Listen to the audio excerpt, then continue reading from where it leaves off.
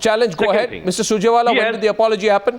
Yes. When did the apology happen? Continue to go into the rhetorics of Mr. Sudhanshu.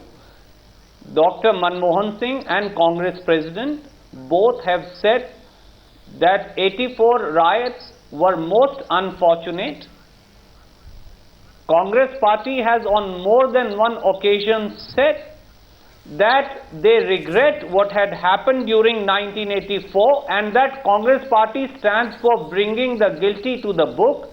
It was Mrs. Sonia Gandhi who took a hard He asked you a specific question, Mr. Surjewala. He asked you a very specific question. No, 1 minute. People who were even accused, he asked you, but were not convicted, were not held guilty, he asked you, were removed from important party posts, were denied party tickets, and were not even inducted into various positions where they could have been. You know, does the Bharatiya Janata Party have that courage of conviction? And individual instances apart, it's a matter of faith and ideology. Those who represent the ideology of Godse, with due regards, Arnab, can they, and those who are responsible for murdering the ideology of Mahatma Gandhi, can they also speak about secularism? And do I have to remind Sudhanshu ji that none less than Shri Atal Bihari Vajpayee had to remind Shri Narendra Modi after the 2002 riots of Raj Dharma and say that he is shameful for what has happened in Gujarat? Now, yes, 1 minute. Mr. Sudhanshu Trivedi, before you respond, the question is, did she apologize? The question is, Sonia Gandhi has not apologized on the 1984 riots. She has only put out a veiled, what can only be described at the most as a veiled expression of regret. An expression of regret, or perhaps a veiled apology, not a direct apology, because what she said was, "Jo kuch June 6 ko hua, uska mujhe dukh hua." In other words, I am anguished by the events of the 6th of June. That does not amount to an apology. My counter question to you is, sir, can you please tell me, Mr. Surjewala, that Rahul Gandhi rakes up Muzaffarnagar every time and wherever he goes, right? I want you to tell me what action Rahul Gandhi took against a former Congress MP called Saidus Zaman, who was booked for violating prohibitory orders and had his petition seeking a stay of his arrest quashed by the Allahabad High Court earlier this month. Can you please tell me what action your party took on it? Because you did not, from my information, and that proves that you are totally blind to the involvement of your own members in the riots. In other words, then how can you lecture, on communalism to the BJP? Mr. Surjewala? When we speak about Muzaffarnagar, Samajwadi Party, we all know that they did not register any case against Mr. Rashid Masood of their party, who was General Secretary, and Mr. Malik, who was a former Member of Parliament of the Congress, and Mr. Saidus Zaman, who did not utter a word, who said nothing, who were there to ensure that communal harmony was sustained. They were also booked. They have rights under the law and they are protecting those rights. But we also have Sangeet Som and Mr. Rana, who uploaded fake viral CD. Meerut MP Mr. Rajinder Agarwal. One second. September 27th, Mr. Surjewala, September 27th. Yes, the RSS cadre was circulating it. Mr. Surjewala, in its order dated September 27, the court remarked in the context of cases including that of Mr. Congress MP, former Congress MP Saidus Zaman, it said from the perusal of the FIRs, prima facie it cannot be said, it can be said, it cannot be said that no cognizable offence is made out, no ground exists for the quashing of the FIRs or staying the arrest of the petitioners. So I'm just placing this on record to point out a factual inaccuracy. However, since we are taking this debate forward, tell me, sir, my question is to the BJP representative Mayaben Kodnani, who was now convicted and sentenced in the Narora Patia case for 28 years, has been made Minister for Women and Child Development in Narendra Modi's cabinet despite all the charges against her. Tell me, sir, does that put you a little bit on the defensive? Would you like to revise your own position and say maybe Rahul Gandhi is right somewhere? There is no question of being defensive. Rather than, it is an example of the honesty of the BJP's belief in the judicial process. Even our minister was executed, and if he is given punishment, such a harsh punishment, we have cooperated in the investigation. So there is nothing to be defensive on this. Now, I would like to answer second question. Second question. Advani, not just Narendra Modi. One minute. Advani says in April 2011. 1 minute, sir. Please, let's get the context clear for our viewers, because I think that both sides are being slightly hypocritical. Question here is, Advani says in March 2011, he talks about Gujarat. He says you are talking of regret and apologies. I understand there have been many riots in Hindustan. It is very often that of handling a situation is a lack of governance. The issue of an apology does not arise. The issue of an apology, in the words of Mr. Advani, your preeminent leader, though he's not your prime ministerial candidate, he said it does not arise. Yes, of course. So you justify as far as our government was concerned, both in our intention and execution. So how can you demand an apology for 1984? In that case, on what moral standing can you raise a question on 1984? When this is your position on Gujarat? I have already given answer that it was, the death toll says 100% lopsided. And the execution 100% lopsided. Then the reaction of the topmost leader is like justifying.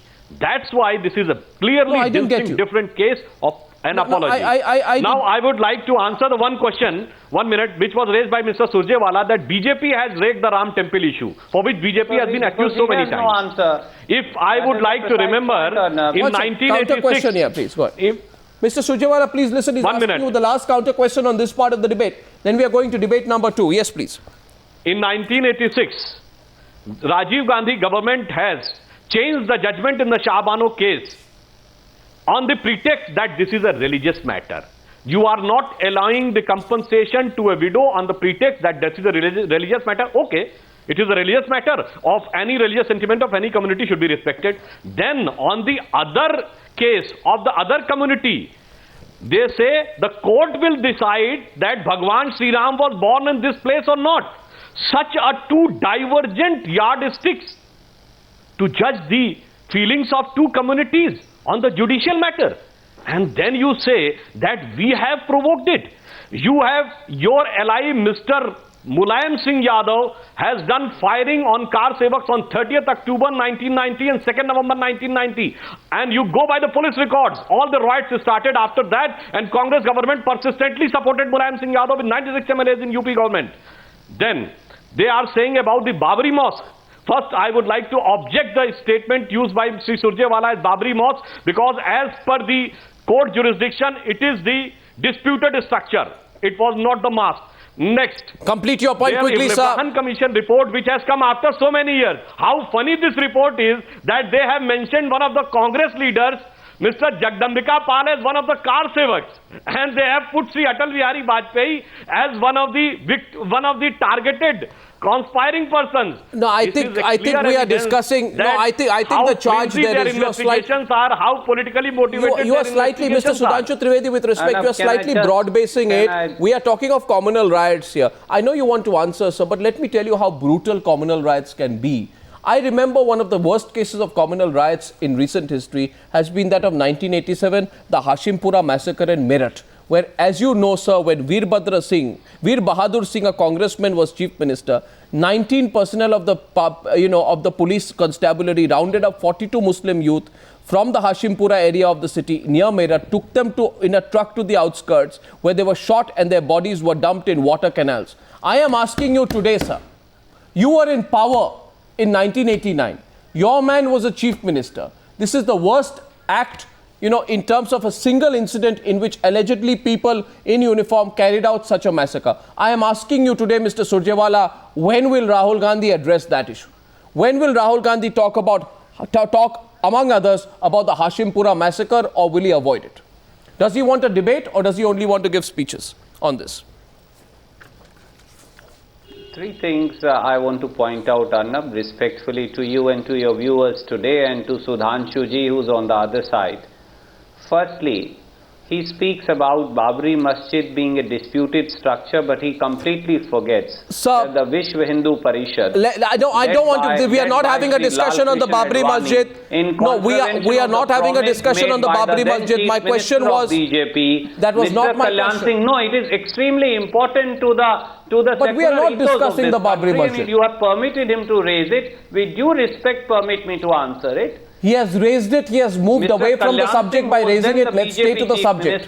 He gave a false affidavit knowing fully well that he was part of a design to demolish Babri Masjid and to divide forever the demographics of this country, Sir, and to divide this country on communal lines. An agenda that was concerted, that was built with a design by both the Vishwa Hindu Parishad, the RSS and Sir, don't move away. Now you countered that. Come to the point. When will Rahul Gandhi talk about Hashimpura? Sudhanshuji also forgets. Well, when will Rahul Gandhi talk about Hashimpura? What Sudhanshuji also forgets, that be it Muzaffarnagar, be it Gujarat, be it the Naroda Patia, be it the various other parts where Bharatiya Janata Party systematically seeks to divide this country on. Sir, you are making a general. No, this is the problem. This is the problem, Mr. Surjewala. Mr. Surjewala, Mr. Surjewala, don't you find that a problem? That the real problem with the Congress party, it wants to define the debate and then it wants to decide what to debate. It does not want to get into it wants to have a one-way communication on the communal versus secular issue. The country wants two-way communication, Mr. Surjewala, not a one-way communication. I am asking you whether we will see Rahul Gandhi address Hashimpura in the near future. Will he address Hashimpura? Will he address Ahmedabad, Jalgaon, Moradabad, Nelly, Bhiwandi, Ahmedabad, Bhagalpur, Hyderabad and Mumbai? Will he do that, sir? Will he do that? Let me say that with all emphasis at my command, Arnab. Shri Rahul Gandhi very categorically, clearly, precisely, pointedly laid down the agenda for the Congress party, for UPA government, not for this election, not for next election, but for forever. He re-emphasized that this country cannot be run on hatred, anger and divisiveness. No, that's a... Cohabitation, progress, peace is the way forward.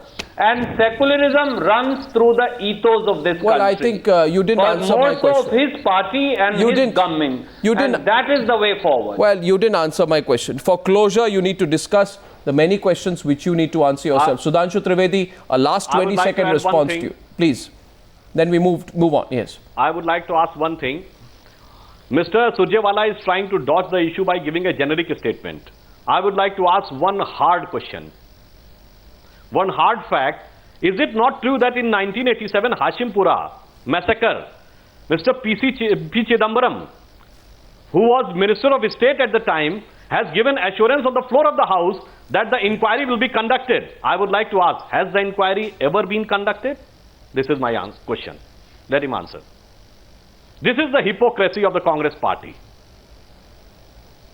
The inquiry was never conducted. Despite the assurance of the Sudhanshuji can continue to speak about instances and instances, but he will never answer about 2002. Well, he will never answer what happened a few months ago in Muzaffarnagar. He will never tell what happened in Malegaon. He will never tell about their role in Mumbai. He will never tell about his RSS and BJP role in Hyderabad. The truth is, if there is anybody who is against the very ethos of secularism and against the very idea of India, who want to divide this country on communal lines, who want to divide the very secular fabric of this country, and the very foundation on which this country was founded is the Bharatiya Janata Party, and that is the way forward for them today. So that is the ideology that Shri Rahul Gandhi stands against. Mr. Trivedi and Mr. Surjewala, let's agree that on this one, Rahul Gandhi has to get into a debate, and two, Narendra Modi will have to respond. The country needs to have a debate between the both of them directly on this subject. I thank you both.